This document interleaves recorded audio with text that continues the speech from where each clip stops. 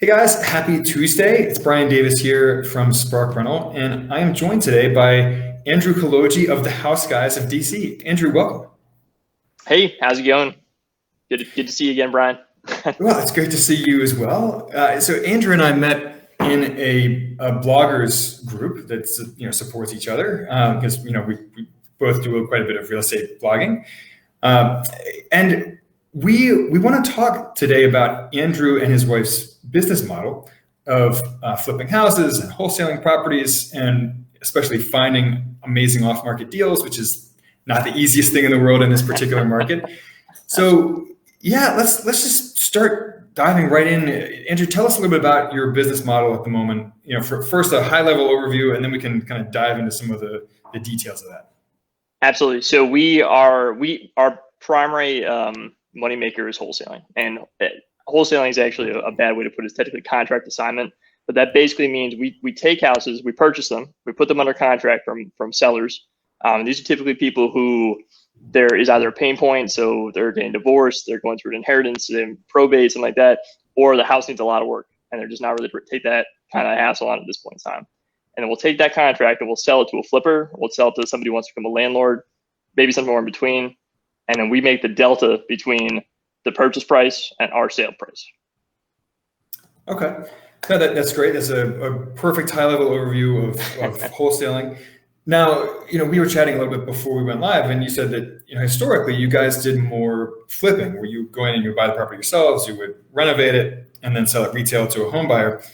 You said that during the pandemic you've actually pulled back a little bit from that. So tell us a little bit about why the change in strategy, and what drove that transition during the pandemic from flipping to wholesaling? Absolutely. So we changed our strategy for two reasons, and I know Brian will probably appreciate this more than anybody. But being focused on travel and not necessarily being in the area, it's a lot easier to be wholesaling because you don't have to be on the ground managing properties, managing contractors, managing materials, doing deliveries from Home Depot or Lowe's or your local hardware store to the place. And if you don't have that, if you're not local and you don't have a person there that's local, it's very difficult to manage that. Some people do it. I haven't figured out how to do it properly yet. And the second piece is, we're feeling a little bit iffy about the market right now. And that's not to say the market's going to drop. It's not to say the market's going to go up. I don't know what the market's going to do. But all I do know is I feel risk adverse, and I don't want to hold on to a property right now for the next 6 months and take a chance. Fair enough. I mean, this at the risk of overusing words that have been used ad nauseum during the pandemic, uncertainty and unprecedented. Absolutely. So, Absolutely. And uncertainty means risk. And, we all have a different risk tolerance. And I commend you for knowing yours and adapting your strategy accordingly. So, you touched on a lot of different things there, and I want to dive into a couple of them. In particular, you talked about managing contractors, which is something that a lot of people struggle with. But before we get into any of that, let's talk about how you find off-market deals, because that's really the crux of your business, right? Is finding deals with plenty of equity in them, so you can then turn around and assign the contract for a nice margin, a nice fee, and your end buyer still gets a good deal themselves. So how do you score these amazing deals with so much equity in them? Absolutely. So we primarily focus on inbound marketing. So we have a website. It ranks fairly well in Google, and people will search "we buy houses," "sell my house fast," "sell my house for cash," that kind of stuff, and we'll pop up. They'll fill out a form or they'll call us right then and there, and we always respond to the phone call within the first 5 minutes. Oh, wow. When we make contact with them, we'll then walk them through our process, what we would need, what they would need, and make sure we're a good fit for each other. And if we're a good fit for each other, at that point, we'd go visit the property, see what there is to see, and then give them an offer. And if the offer's in their range, then we'll move to closing, typically within 7 to 28 days, whatever fits their preference, and the rest is history. So we are looking to pivot and add some additional marketing channels, primarily Facebook ads. We haven't finalized that yet, so I'm not necessarily an expert, and I can't speak from an authority place on that one just yet. But we are looking to do and add other potential revenue streams. Okay, so your primary way of finding these leads and these deals is through online marketing, and in particular SEO. Is that right? Yes. For your Yes. website. Mm-hmm. Okay.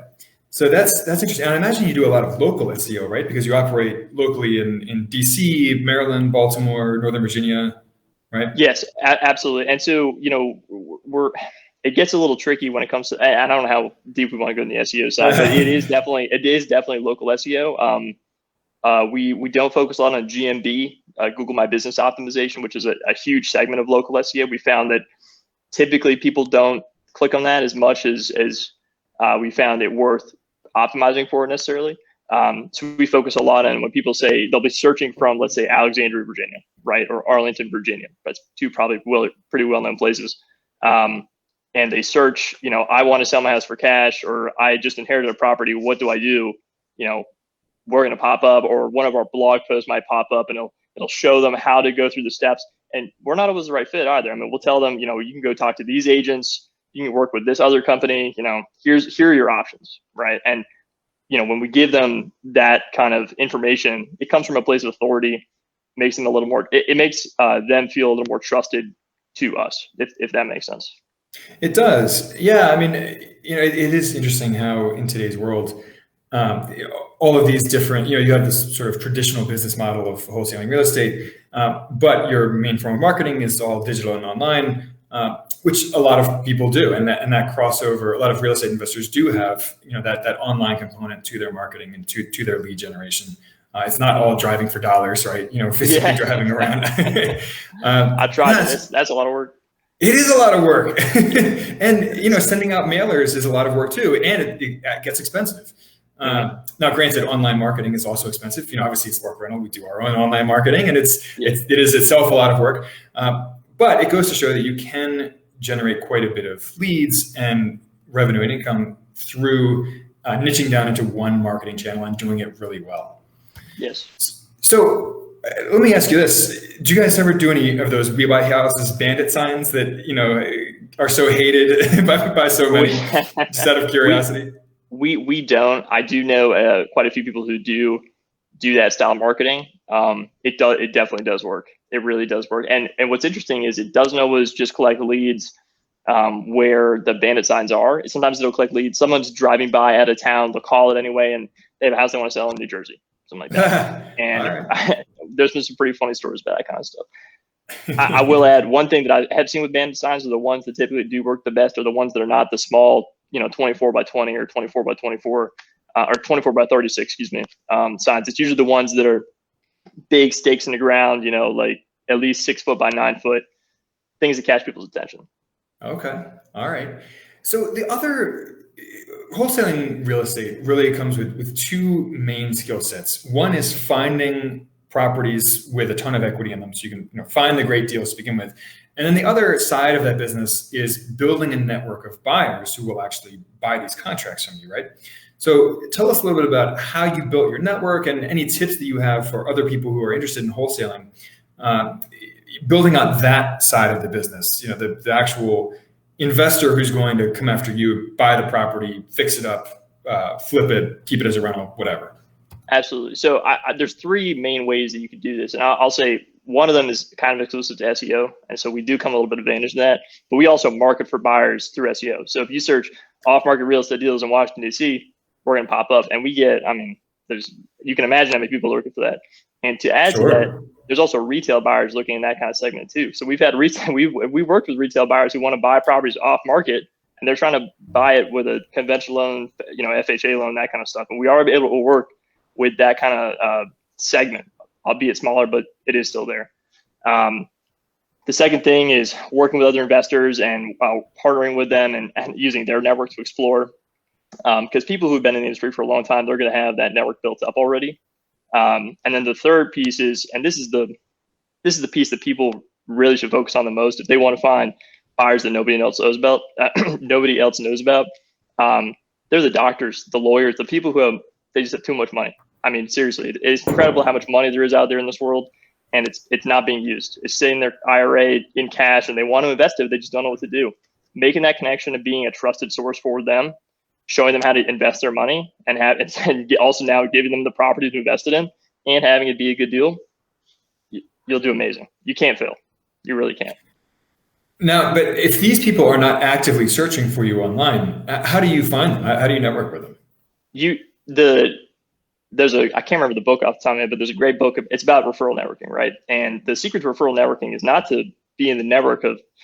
If I wanted to find a buyer, I wouldn't go to a networking event with other investors and other agents, right?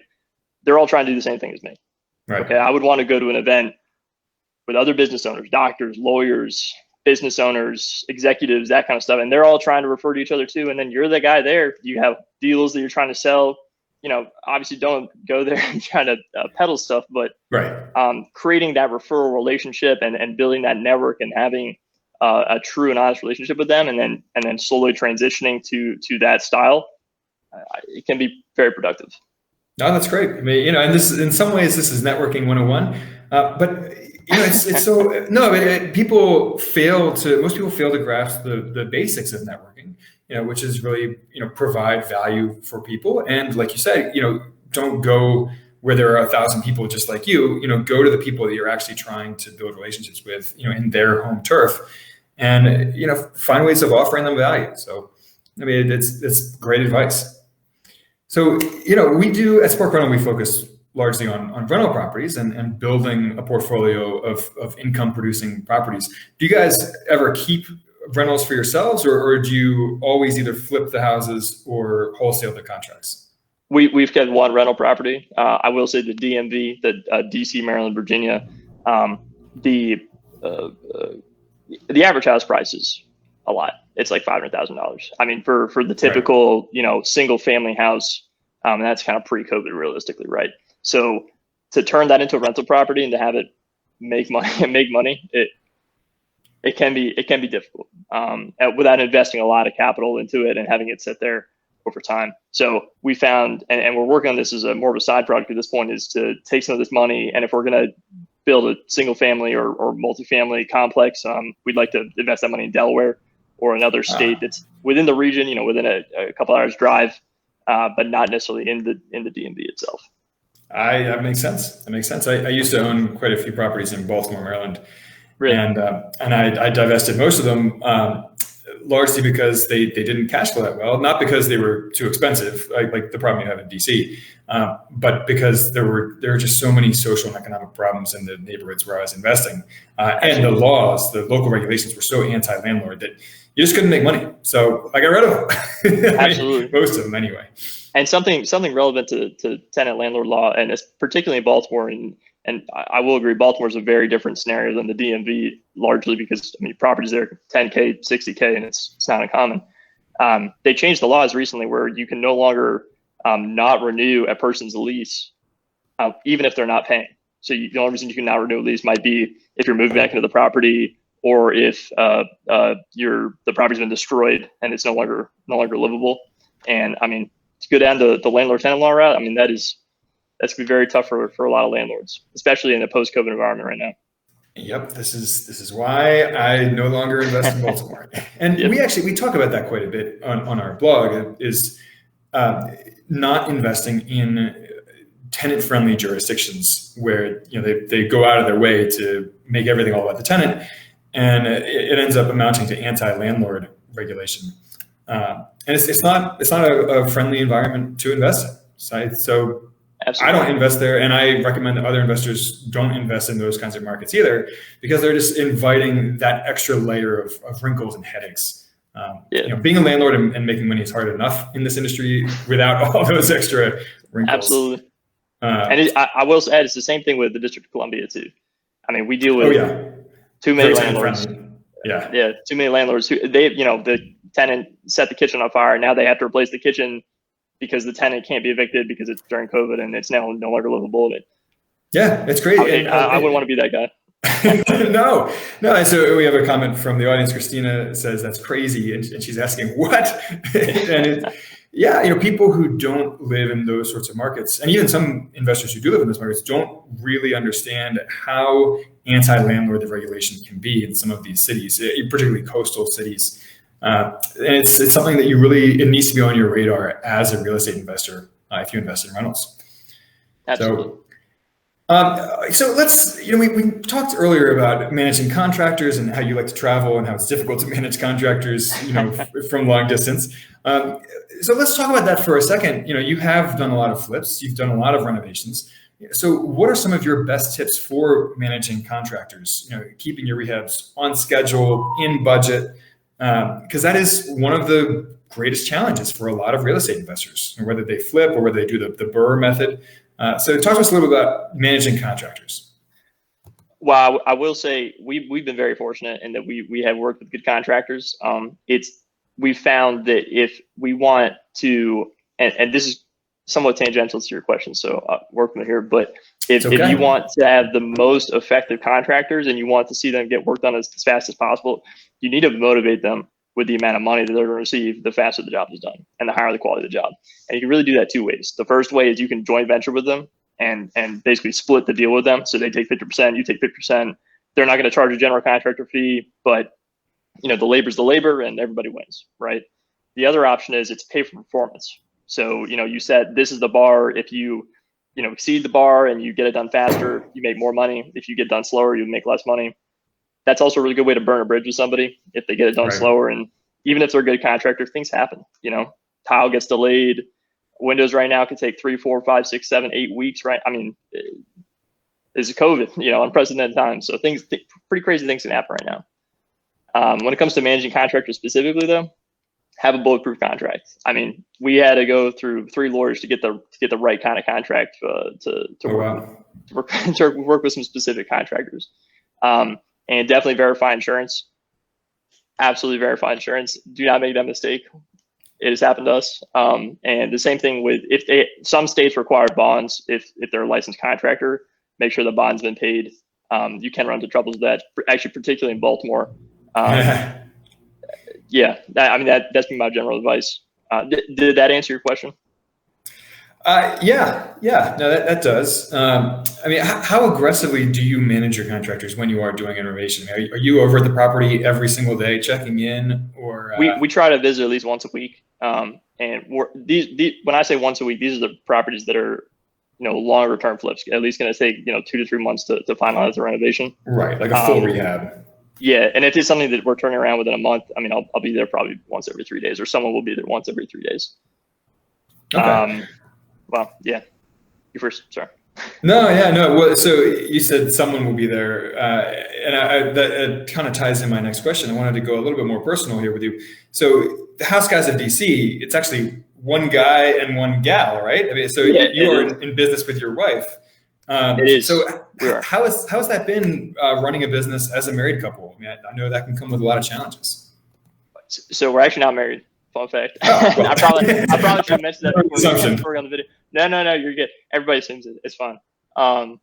She's nice. She's good. But it's a good business partnership and a good relationship. It's definitely different running a business and running a relationship because everything's full time. You're around them the whole time. But it's good. We have a good sense of balance. We definitely have focused more in 2021 on more work-life balance. It's really easy, especially during COVID when you're not running around as much, and especially now that we're focusing more on wholesaling and not as much flipping, we're not running around as much anymore. And so we're at the house or we're at a library or at a coffee shop. It's good. Let's see. And then you first. So, to clarify, so you're not married, but you are in a romantic relationship, right? Yes. Yeah. Okay. Because I just wanted to clarify that because I could have been totally off. No, you're good. You're good. Yeah. We met 4 years ago. We were actually in college when we met, so it's been we didn't actually start this out of college. She actually lived in Vermont, and I traveled up there every weekend, that kind of thing. So a lot of United Place. All right. So how any tips for people who are interested in running a business, either with their spouse or with their significant other? Any tips on how to run that kind of 2-man operation without, bumping into too much personal friction as well? Yeah, absolutely. So I would definitely say open line of communication. If you can't communicate with your spouse, first of all, it could be a tough relationship right off the bat, but it could also be a really tough business relationship too. And that goes with everything, obviously. But I would say that's the most important thing. If you can't have a conversation at least quickly, we know that day, and don't let it fester, that kind of stuff. Does that answer your question? It does. And, don't let it fester is great relationship advice across the board. Whether you're talking about your romantic relationship, your business partner relationship, those are words to live by. So Christina asked here, how do you define your roles with your partner? So this is something we've actually been talking about more and more, but I would say this is more my niche. So I'm kind of taking the leadership role and kind of more delegating tasks. She has her niche, and as we start the second business coming up soon, she's gonna be taking more of the leadership role, and I'll be taking more of I'll be delegated tasks and kind of told what to do. So from that perspective, it's kind of easy to define roles because it's I'm doing more of the sales side and more of like talking to other investors and going to those meetups and talking to other business owners and that kind of stuff. And she's working on designing the website, writing the good content, building links, handling email conversations, that kind of stuff, which that's a full-time job. Online marketing. Yeah, absolutely. Yeah. And you said that you guys are about to start a second business. What's the second business you guys are about to start? That's a good question. So it's going to be down the creativity route as at least the main niche. She has a lot more Liz has a lot more of a preference on the creativity side, and real estate's more about money at the end of the day, right? And there's not a lot of creativity in strictly money when it comes to real estate, at least from my perspective. So maybe wedding photography or crochet. I don't know. We're still bouncing ideas around. So, but I will say it's a lot easier to start the second business than it is to start the first. I mean, at least every person I've ever talked to has said that. You have more time. You have more of an understanding of how the world kind of works, and how things can bite you back if you don't take care of them right away. So. Yeah, well, that ties in well with something that we talk about quite often at Spark Run. We talk a lot about financial independence and retiring early, and really much more the financial independence side of it rather than the retiring early side. But as you build income from several sources, whether that be a business like yours, rental properties like yours, a stock portfolio, whatever, it becomes easier to go off and do other fun things with your career, in addition to what you're doing now. You can pull back a little bit on the strictly income generating stuff and dive into some more creative fields, like you said, start hobby businesses, because you do have more time and more money to devote to that stuff. So absolutely.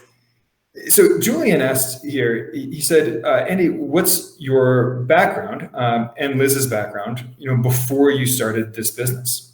So we were both software developers. So I was working for the Navy as a software developer, and she was working for a contracting company. They also contracted to the Navy as a software developer. And we both went to school for computer engineering, data Virginia Tech. So that's the highlights. Okay. All right. Well, I mean, one of the nice things about that field, software engineering in particular, but also, the sort of technical fields, IT, is that you can earn a strong salary right out of college, which can then set you up to start a business like this, or Absolutely. To, go out and invest in real estate. Whereas some other careers, it takes longer to kind of work your way up the salary ladder. And it's hard to set aside some money when it takes 5 years, 10 years to really work into some better salary. But I imagine that you guys had a reasonably strong starting salary right outside of college, which helped fund this venture of yours. Yeah, absolutely. And I will say, from a technical perspective, I mean, coming from a computer-ish background, doing the SEO route also kind of helped because it helps all put it together kind of thing. So. Oh, absolutely. Absolutely. Yeah, no, it all reinforces each other. So, before we wrap up here, I understand that you and Liz do quite a bit of traveling, which is, right after my own heart as an expat. He does quite a bit of international travel. So any travel tips or favorite destinations from one travel aficionado to another? Travel tips, favorite destinations. Well, right off the bat, we love New Zealand. I mean, that was like probably our favorite place we've ever been. I'm sure we're gonna be back as soon as they open back up during COVID. there's this town on the beach, and I just forgot the name of it right before I got on here. I should have written it down, but it's one of the most breathtaking places I've ever been to. They had the mountains and the beach and this nice small little quintessential town kind of thing, right there all at the same time. And then I will add, part of the reason, if I was coming out of college or if I was coming out of high school, and I turned 18, the first thing I would do is open a credit card. Okay, a lot of parents, and this goes full circle. A lot of parents, they don't want you to open credit cards. They think debt is bad and all that stuff. And I'm sure Park Rental harps on this all the time, but debt's not bad if you can leverage it in a way that produces money. Okay, and credit cards, and there you go. And credit cards, and building a credit score and building that age of credit. I mean, that'll really propel you in the future. Not only with mortgages, but with travel too. I mean, you can open up credit cards to get miles, to get points, and there's a whole system and ecosystem. And I've been down, I've been down that road for a long time before we started this business. So I probably give one recommendation, like an 18-year-old coming out of high school or a 22-year-old coming out of college, open a credit card. Just get the process started. Yeah, as a real estate investor, your credit is much more crucial to your career than most industries and in most careers. I mean, your credit really can determine your ability to operate as a real estate investor. So, I mean, it's a great tip. It sounds so simple, but it's absolutely true. You need to start establishing your credit from a young age, or repairing your credit if you're a little older and you have some damaged credit, because your credit score and your credit history really do impact your ability to do deals, right? I mean, because otherwise you're looking at paying in cash or paying such a low LTV that you have to come up with a massive amount of cash to buy properties, which is going to impact. More hard money. Yeah, exactly. And Julian offers, he's a comment here. He says, fun fact, some credit card providers let you put your 1-year-old as an authorized user. Having a 17-year history when you turn 18. He says, I would have loved that for myself. Well, Julian, me too. that is, I actually didn't know that, Julian. So thank you for teaching me something today. That I actually have a 1-year-old. So I'm gonna get off this podcast and look into that. so Julian, if you have a specific credit card company that you like for that, send it my way. I'd appreciate that. And he follows up by saying, high school graduation gift, a 17-year credit history, an IRA, and a rental property. So I love it. On that note, Angie, is there anything else that you want to share with the audience, or any final tips you want to leave them with before we call this interview complete? I can't think of anything on the top of my head. I guess the one biggest thing, and I can't remember if I already harped on this, but work with somebody else. When you're first trying to do, if you're trying to get in the off market real estate game, or you're trying to get in the rental property game, work with somebody else. Don't blast into it on your own, thinking you're the king of the world or the queen of the world. I mean, whether it's your mom, dad, uncle, brother, or some guy that you met at a real estate meetup, work with somebody with more experience. It'll save you thousands of dollars in the long run. If we made mistakes not doing that, and I've seen a lot of other people make the same mistakes. That is a fantastic piece of advice. I tried to go it alone when I was in my early to mid 20s, and I lost a massive amount of money because of it. Because I thought that I was going to be smarter than everyone else, and I didn't need any help, and lost hundreds of thousands of dollars on it. It took me a long time to recover from that, actually. So that is an excellent piece of parting wisdom.